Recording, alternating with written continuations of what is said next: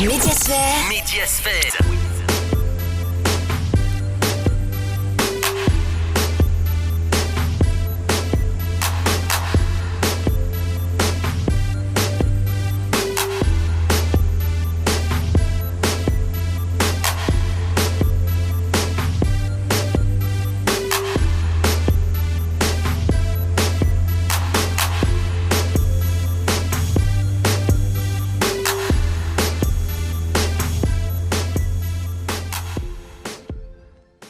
Connaître le monde des médias dans toute sa diversité, sa plénitude, une seule émission, Médiasphère. Bonjour, bonsoir, ça dépend de l'endroit où vous êtes en train de nous suivre. Bienvenue sur le plateau de votre émission Médiasphère. Cette semaine, on s'est intéressé à un médium qui se développe aujourd'hui en Guinée. Il s'agit de la presse en ligne. Sur ce, nous avons rencontré un éditeur, un journaliste dans ce domaine. Il s'agit d'Ibrahima Sori Traoré. Il est l'administrateur général du site d'information Guinée 7. Et pour ce faire, aujourd'hui, nous aurons comme invité sur ce plateau de Médiasphère Tahiré Diallo. Il a été cofondateur et président de l'AGEPI, mais aussi et surtout l'animateur phare de l'émission Les Grands Dossiers à l'époque dans les années 1986. Pour une fois encore, bonsoir, bienvenue sur ce plateau de Médiasphère. On va suivre ce reportage réalisé par Bandiou Keita sur la presse en ligne en Guinée. Suivez. Médiasphère. Médiasphère.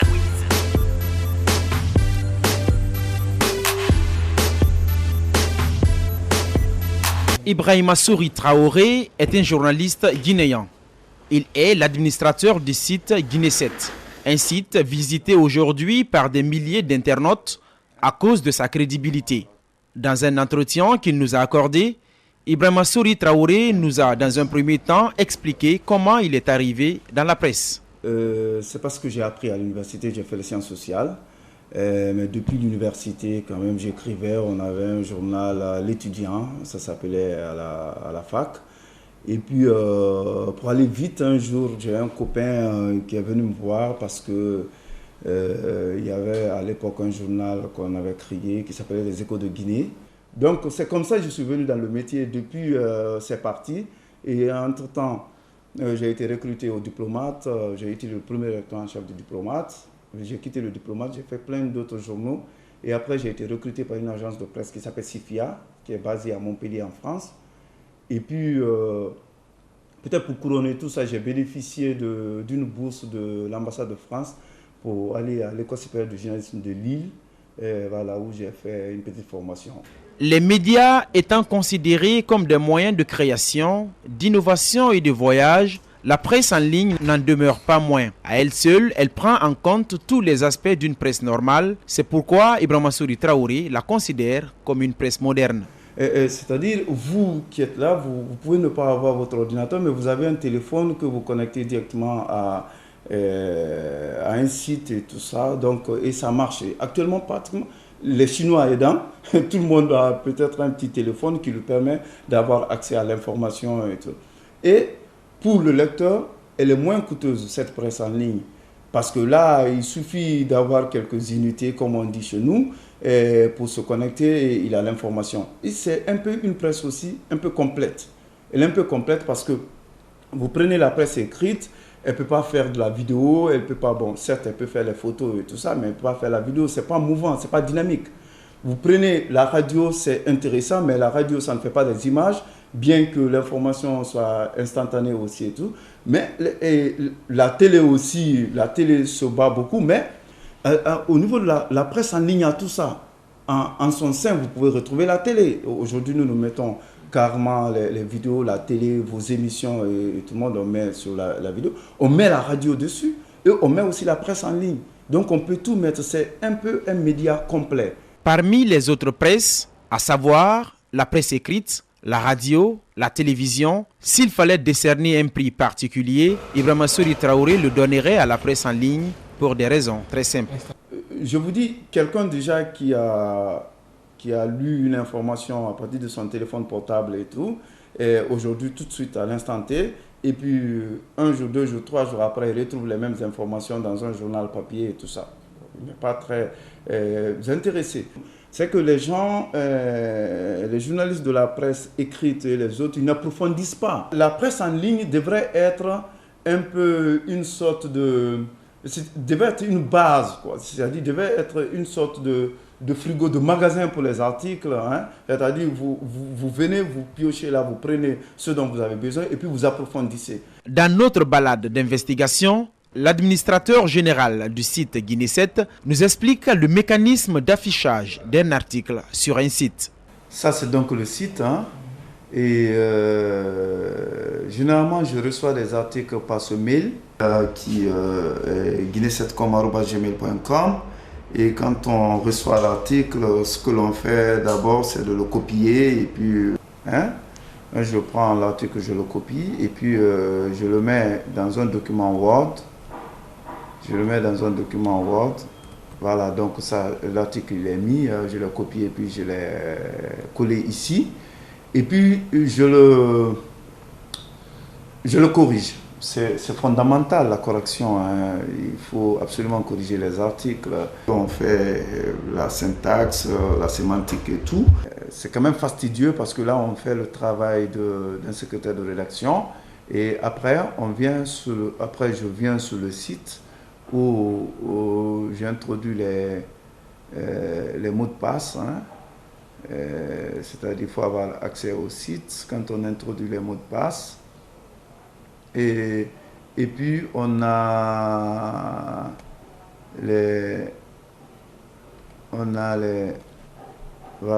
l'identifiant.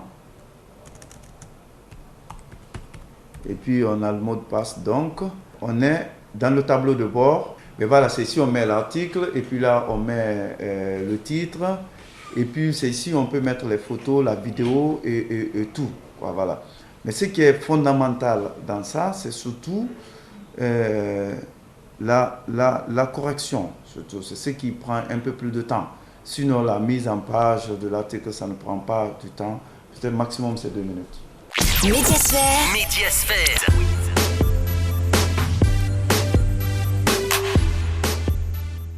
Voilà, de retour sur ce plateau de Médiasphère, on a suivi ce reportage qu'on a réalisé sur la presse en ligne, une presse moderne, entre guillemets, comme le dit les journalistes dans ce domaine. Nous avons sur ce plateau notre invité, M. Tahir Diallo. Bonsoir. Bonsoir. Et voilà, on a suivi ce reportage qu'on a réalisé sur la presse en ligne. Il faut rappeler que vous êtes cofondateur, mais en même temps, vous avez été président de l'AGEPI. Oui. Alors, c'est une presse aujourd'hui, à l'époque, en 1986, il n'y avait pas une connexion. La presse en ligne était inexistante, on ne clavardait pas, mais il y avait la dactylographie. Oui. À votre avis, comme on a suivi ce reportage, est-ce que réellement c'est une presse qui est en train de se développer, comme le souligne Ibrahima Massouri Traoré?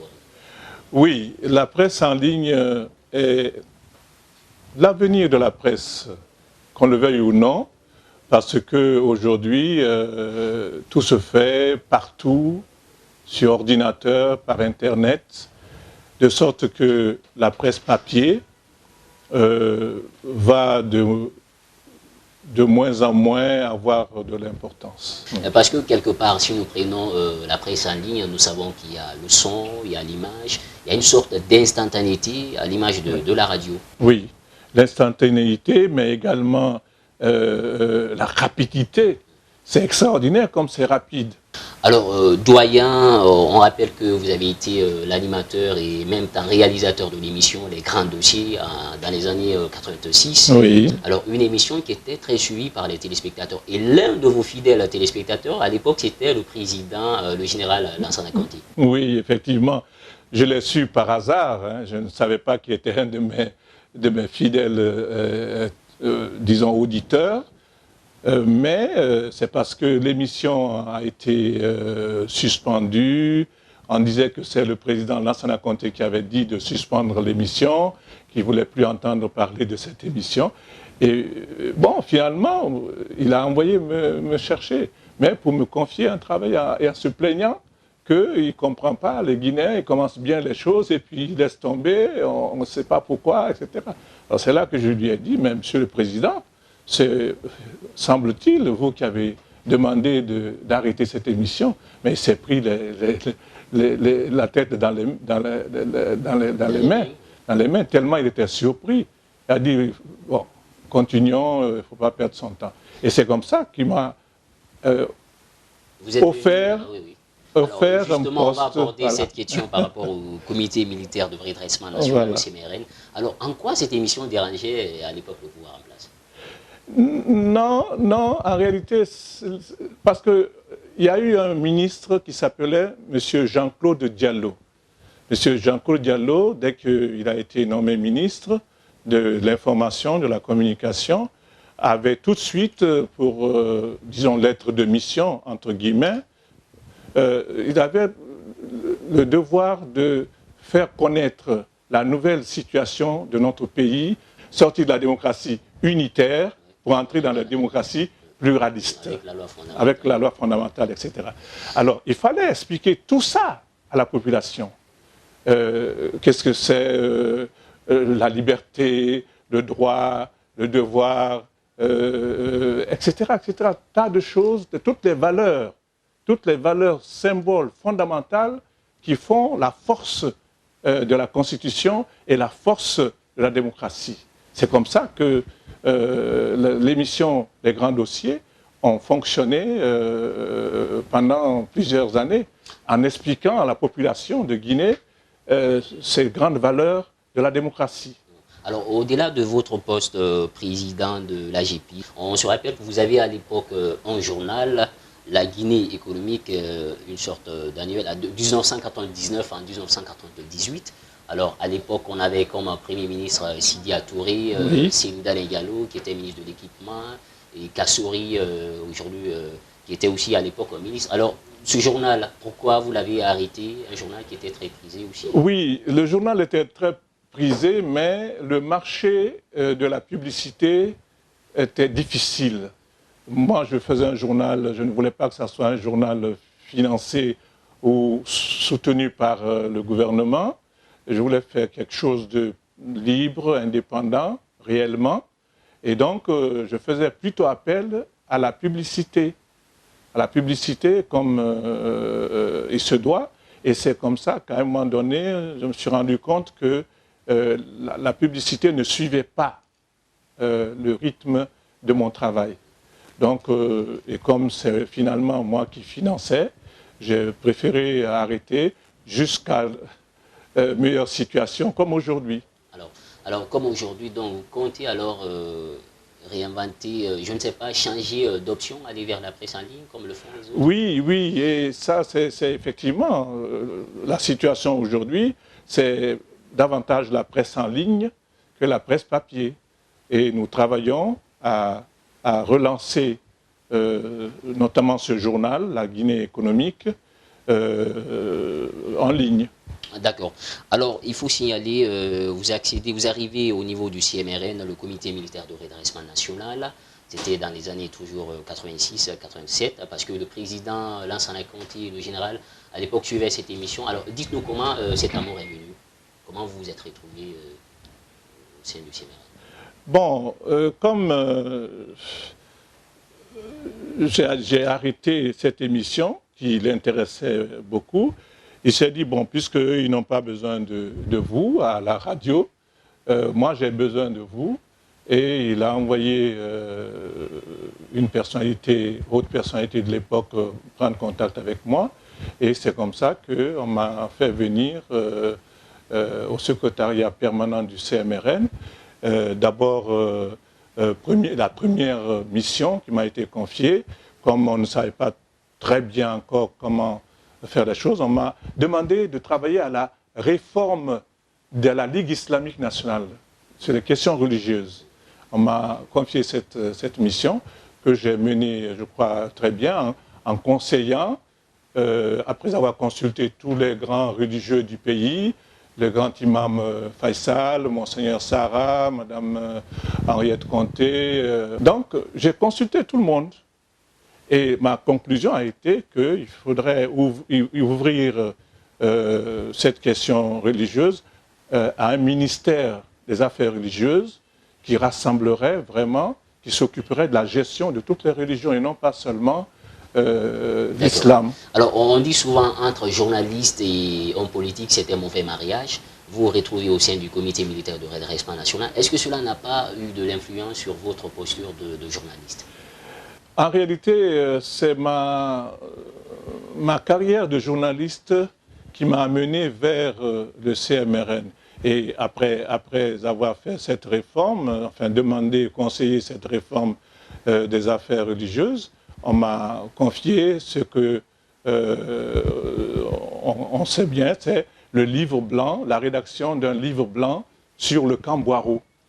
Et effectivement, nous avions, ce qui était présidé d'ailleurs cette commission par M. Fassinet Touré, le général Fassinet Touré, et qui avait comme vice-président M.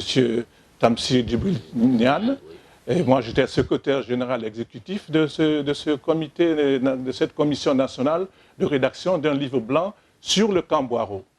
Alors, sur le camp Boiro, il faut signaler que Tahiré Diallo a aussi fait de l'aventure. Vous êtes parti du côté de l'Allemagne, vous avez été professeur dans l'Institut international de journalisme à Berlin, et donc vous donnez la matière, les problèmes de la presse en Afrique. C'était la matière dispensée. Oui, j'ai abouti à cette matière, les problèmes de la presse en Afrique, parce qu'en quittant la Guinée, j'ai travaillé comme journaliste au journal gouvernemental Le Soleil à Dakar. À l'époque, ça s'appelait Dakar Matin. Le propriétaire, c'était un Français, M. Michel de Breteuil. Et pratiquement, on devait être 2 ou 3 Africains noirs dans l'équipe. Tout le reste, c'était des Français. Alors, après ça, j'ai un autre ami américain qui m'a proposé un poste à Abidjan, dans le journal Fraternité Matin. Et mon rédacteur en chef à l'époque, c'était Laurent Donafologo. Et après ça, j'ai collaboré avec Jeune Afrique, Bingo, etc. Et c'est comme ça que, finalement, j'avais une bonne maîtrise de la situation de la presse en Afrique. Et quand j'ai terminé cette thèse, dont on n'a pas encore parlé de ma thèse sur l'information et la communication des Nations Unies,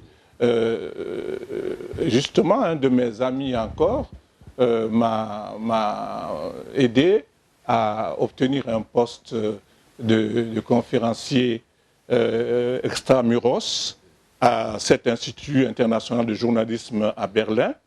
Et je parlais des problèmes de la presse en Afrique. Ok, les problèmes de la presse en Afrique, vous avez anticipé d'ailleurs dans cette émission. On rappelle que vous avez eu une thèse à l'université Fribourg, c'est en Suisse. Oui. Alors, le thème de la thèse, c'est la crise de l'information et la crise de confiance des Nations Unies. Alors, pourquoi un thème aussi qui parle de lui-même? Oui, parce que, premièrement, j'ai eu des professeurs, d'éminents professeurs, qui m'ont appris à être clair. Et dans la conception des choses, des idées, dans l'élaboration des idées et dans le suivi des idées.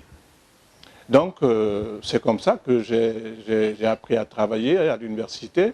Et quand j'ai terminé par une thèse, bon, à l'époque, il n'y avait pas de doctorat à l'époque, mais c'est l'équivalent aujourd'hui de doctorat. Voilà. À l'époque, c'était un diplôme post-universitaire, c'est-à-dire après l'université, c'est-à-dire après la licence et tout ça, on faisait un diplôme post-universitaire avec une thèse. Et ça, c'était la thèse sur... Comme j'avais eu la chance de travailler aux Nations Unies, entre-temps, j'étais entré aux Nations Unies, d'ailleurs je suis resté longtemps comme fonctionnaire permanent des Nations Unies. J'ai écrit cette thèse sur ce thème-là, surtout que j'étais spécialiste de la communication de l'information. C'est pourquoi je l'ai intitulé « La crise de l'information ». J'ai estimé que, jusqu'à présent d'ailleurs, ce problème, cette approche est valable. Les Nations Unies n'ont pas une très bonne information, une bonne politique de communication. Il y a beaucoup de choses qui peuvent être améliorées. Rien que le simple fait de dire ce qui se passe et correctement. Bon, bien sûr, c'est difficile pour les Nations Unies de travailler comme ça. parce qu'ils doivent marcher sur des œufs, hein, ils doivent faire mollo-mollo, et c'est comme ça qu'ils n'arrivent pas à bien communiquer. Parce que, alors, lorsque vous dites la crise de l'information et la crise de confiance des Nations Unies, alors en parlant de confiance, vous faites allusion à quoi? Oui, alors à ce moment-là, à l'époque, il y avait une crise de confiance, notamment à cause de l'approche du Conseil de sécurité quant à certains pays comme la Chine populaire, qui n'était pas bien vue dans les Nations Unies et qui était déjà une grande puissance humaine, qui devenait une grande puissance économique et qui finalement est devenue une grande puissance politique. Alors, mais à l'insu des Nations Unies, les Nations Unies n'ont pas vu venir la Chine.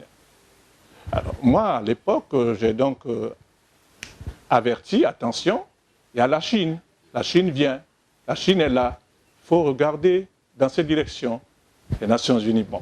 Mais comme le Conseil de sécurité, on l'a vu d'ailleurs récemment, est toujours prisonnier de ses pères fondateurs, c'est la communauté internationale, des membres du Conseil de sécurité. Donc, ils ont bouché le passage, fermé, comme on dit chez nous en Guinée, portes et fenêtres du Conseil de sécurité à la Chine.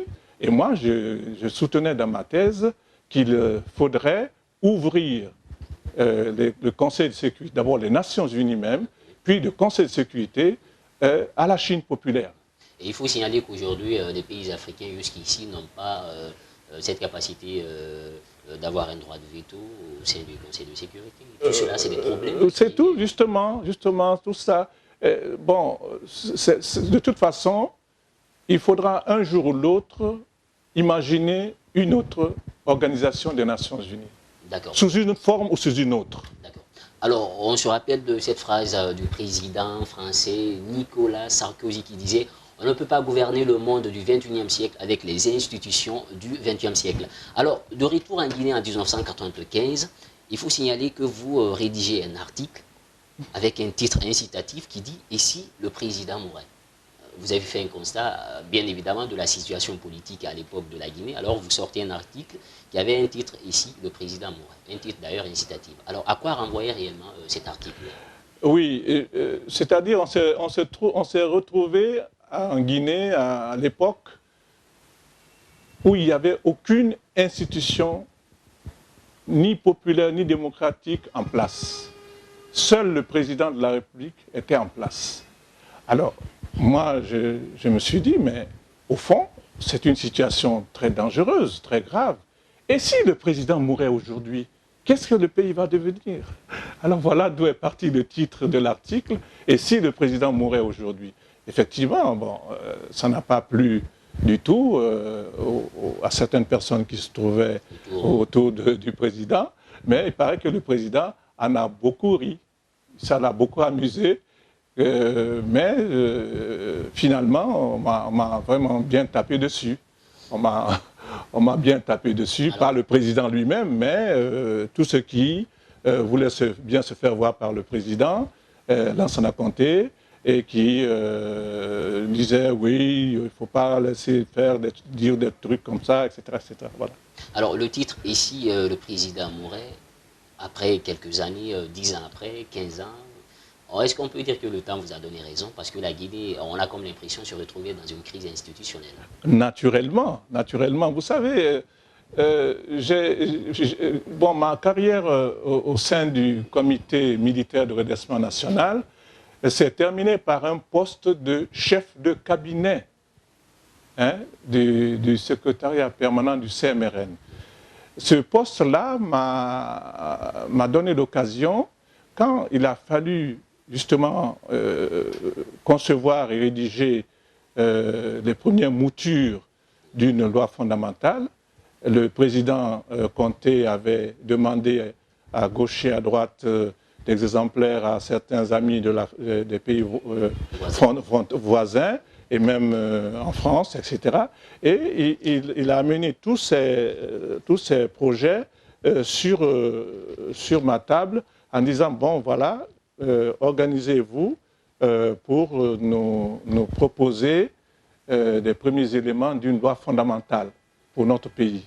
Et c'est comme ça que j'ai constitué un comité restreint que j'ai dirigé. Mais le président comptait, avant de sortir de mon bureau, a dit je veux un pays avec 2 partis politiques. Alors, bon, naturellement, on ne peut pas discuter. Mais comme on dit que la nuit porte conseil, après une première nuit qui m'a porté conseil, le lendemain, je lui ai dit, bon, Monsieur le Président, oui, c'est vrai, il ne faut pas qu'on ait trop de partis, mais est-ce qu'on ne peut pas au moins avoir 3 partis ou 5 partis, pour éviter 4, à cause du régionalisme que ça allait automatiquement engager. Et il a dit, bon d'accord, faites 5. Bon, on a fait un projet de loi fondamentale, on a proposé 5 partis politiques limités à 5 partis politiques, mais les autres membres du CMRN ont dit non, il faut ouvrir, il faut laisser, les gens n'ont qu'à créer les partis, même s'il y a 100 partis, laisser faire. Donc c'est comme ça que le président a dit, bon, Alors le coup était déjà parti. Oui. Alors c'est vrai que la presse dans l'ombre a aussi joué un rôle pour qu'on ait dans ce pays un multipartisme intégral. Oui. Alors justement, c'est vrai que vous avez été professeur à l'université, à l'Institut international du journalisme en Berlin.